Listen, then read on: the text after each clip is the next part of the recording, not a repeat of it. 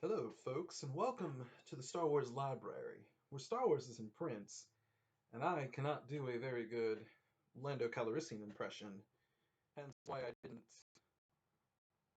act all suave and cool in the last Lando episode, as was pointed out to me by someone. No, sorry, folks.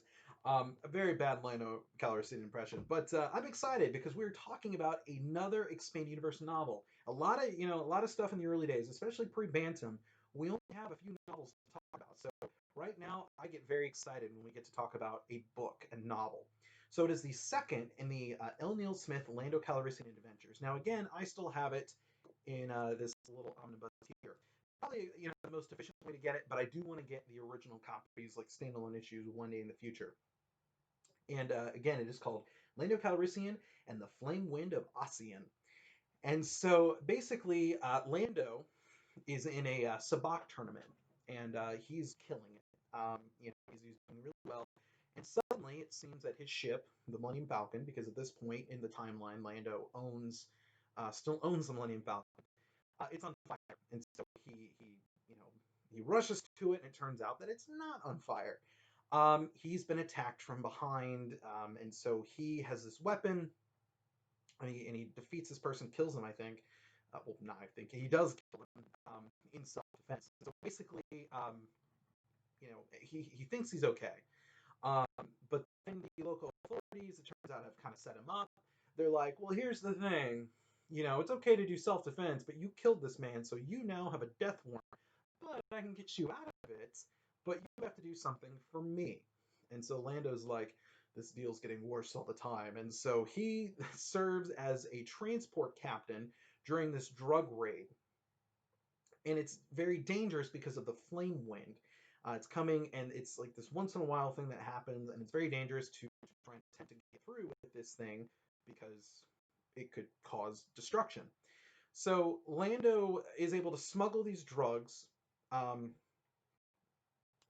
to the Dahana Matada, a very rich being, but it's a trap. It turns out it's Roker Gepta. Been the villain, and so he's back, and he's captured Lando, and so he's torturing Lando to try and get this information.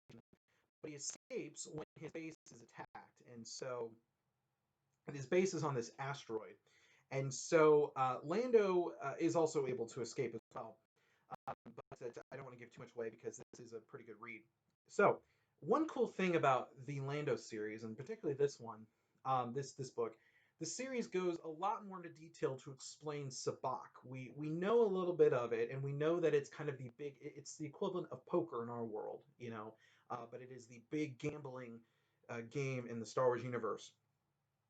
And it's really really interesting too. In fact, a lot of the West End game stuff, or a book in the West End games, actually gave out sabacc cards that you could actually cut out and actually play.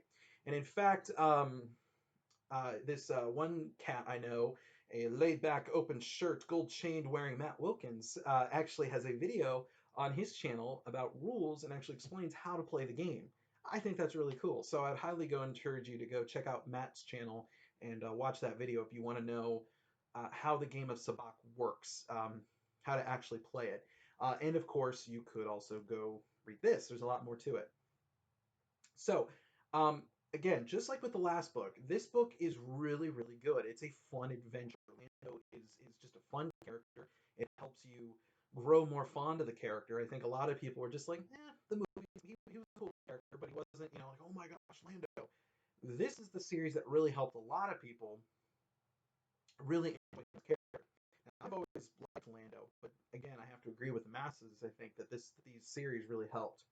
Um, you know, help you get more excited when Lando is involved with the story, and it helped me really appreciate his character and really enjoy him even more than I already did. So again, is this an essential read? Is this book? No, it's not. I said it in the last episode with the Lando series, and I'll say it again. The Lando Calrissian series, just like the Han Solo adventures, they're not too essential. And I mean, they're just fun, stories. I mean, just because I say that they're not an essential read does not mean that I don't think you should read it, because I think the Lando Calrissian books are very good. I think they're very well written and they're fun adventures. In fact, I kind of prefer these over the Han Solo ones by Brian Daley, just because the Han Solo ones felt very isolated.